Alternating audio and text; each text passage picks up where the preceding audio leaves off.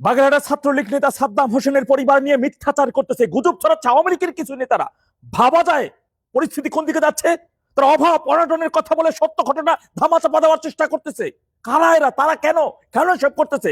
শত্রুপক্ষের ছেড়ে বাজারে চলে দেওয়া মিথ্যা গুজবটার উপর ভিত্তি করে তারা এই বিষয়ের উপরে যেভাবে স্থানীয় নেতা এমপি সাহেবকে তুলোধুলো করতেছে, কারণটা কি? অর্থনৈতিক কারণে তার পরিবারের এমন ঘটনা ঘটে নাই। আপনারা গুজবটাকে ছড়াই দিয়া সত্য ঘটনাকে ঢাকার চেষ্টা করতেছেন। সত্য ঘটনা জানার চেষ্টা করুন। 2017 সালের জানুয়ারির 10 তারিখে মেবি তার এই কমিটিতে দেওয়া হয়, অর্থাৎ 24-এর 5 আগস্ট প্রায় 7 বছরের মতো তিনি এই কমিটির সভাপতি পদে রয়েছেন। আপনারা কি জানেন তার পরিবারের ব্যাকগ্রাউন্ড সম্পর্কে?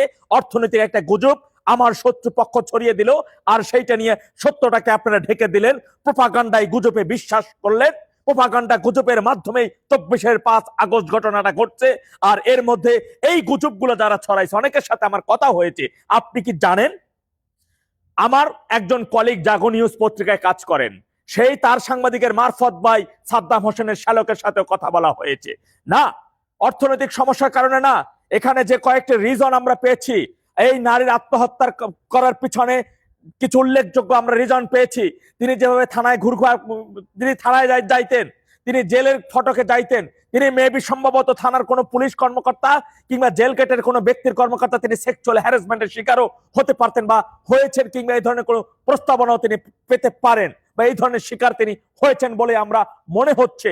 মনে রাখবেন, শতভাগ তদন্ত করে বের করা এখন আমাদের পক্ষে সম্ভব না। তিনি যেভাবে ঝুলেছিলেন, আমার কাছে তো প্রথমে মনে হয়েছে এটা আত্মহত্যা না হত্যা করে ঝুলিয়ে রাখা হয়েছে, কিংবা আমাদের শত্রুপক্ষ তাকে এমন কোন কায়দা করেছে তিনি আত্মহত্যা করতে বাধ্য হবেন, নিজের সন্তানকে মেরে ফেলতে বাধ্য হবেন। সেই ঘটনাই তার সাথে ঘটানো হয়েছে, কিন্তু সেখানে অভাব অনটনের কথা বলে আসল ঘটনাকে ঢাকার চেষ্টা করছে আওয়ামী লীগের মধ্যে থেকে কিছু ব্যক্তিরা। আপনারা আসলে কারা? আপনারা কি অপোজিশনের রিক্রুট? যদি রিক্রুট না হয়ে থাকেন, তাহলে আসল ঘটনা সত্যটা কিভাবে না জেনে একটা থানা ছাত্রলীগের, তিনি ইউনিয়ন না, একটা থানা ছাত্রলীগের সভাপতি, শীর্ষ পদে তিনি রয়েছেন। আপনারা কি জানেন যে আমি তো এতটুকু জেনেছি, বাগেরহাটে শুধু ছাত্রলীগ না, বাগেরহাটে যে শ্রমিক লীগ, কৃষক লীগ, থানা কমিটি যারা রয়েছে, তারা যথেষ্ট এস্টাবলিশড ফ্যামিলি থেকে এসেছে, তারা যথেষ্ট এস্টাবলিশড ফ্যামিলি। আর একজন ব্যক্তি একটা কমিটি যদি 7 বছর সভাপতি হন, 15 মাসে এত অভাব অনটনে লেগে যায়, এই এই সাধারণ সিম্পল বিষয়টা মাথায় ক্যাচ করে না, মাথায় ঢুকে না আপনাদেরকে? কিভাবে এই প্রোপাগান্ডা ছড়াই দিলেন বাজারে, সত্য ঘটনাকে ধামাচাপা দিয়ে দিলেন?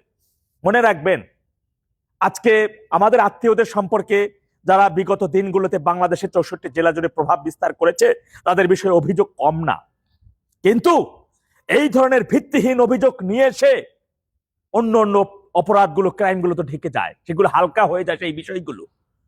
আজকে তার পরিবারের সাথে যেটা ঘটেছে নির্মম ভাবে, প্যারোলে মুক্তি পর্যন্ত পায় নাই সাদ্দাম ভাইকে, সেই মুক্তিটা পর্যন্ত দেয় নাই।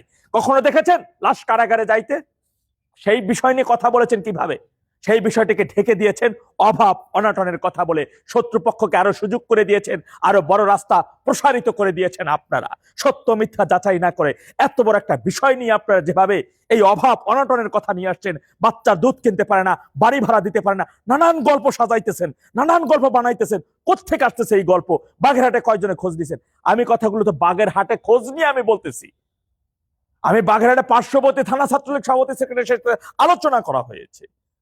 আমার কোটালীপাড়া ছাত্রলীগের সাধারণ সম্পাদক শামীম দাঁড়িয়ে ভাই, তিনি সর্বাত্মকভাবে এই বিষয়ে আসল ঘটনা তিনি জানার চেষ্টা করেছেন, খবর নিয়েছেন। সাংবাদিকের মারফত ভাই তার শ্যালকের সাথে কথা বলা হয়েছে। কোথায় আপনারা কয়জন সেইখানে আসল জায়গা পর্যন্ত খবর নিয়ে এই প্রোপাগান্ডাটা ছড়াইতেছেন? এই সময় এসে আসল যেটা প্রকৃত ঘটনাটা ধামাচাপা দিলেন একটা মিথ্যা ঘটনার মাধ্যমে, হালকা করে দিলেন।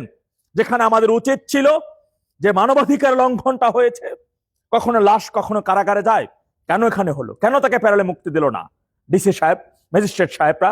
কেন তারা দিল না? সেই বিষয়ে আপনারা ছড়ান না।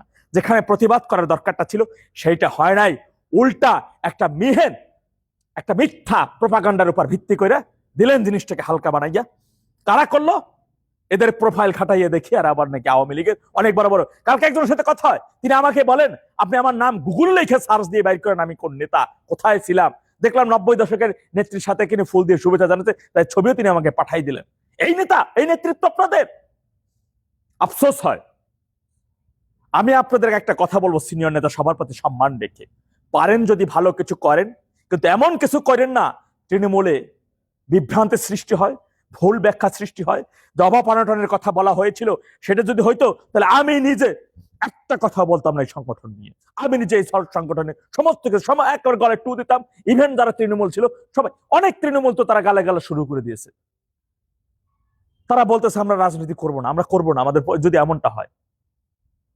আপনারা আসলে কারা? আমি আপনাদের কাছে অনুরোধ করব, দায়িত্বশীল জায়গায় যদি থেকে থাকেন, দায়িত্বশীল ভূমিকায় অবতীর্ণ হন।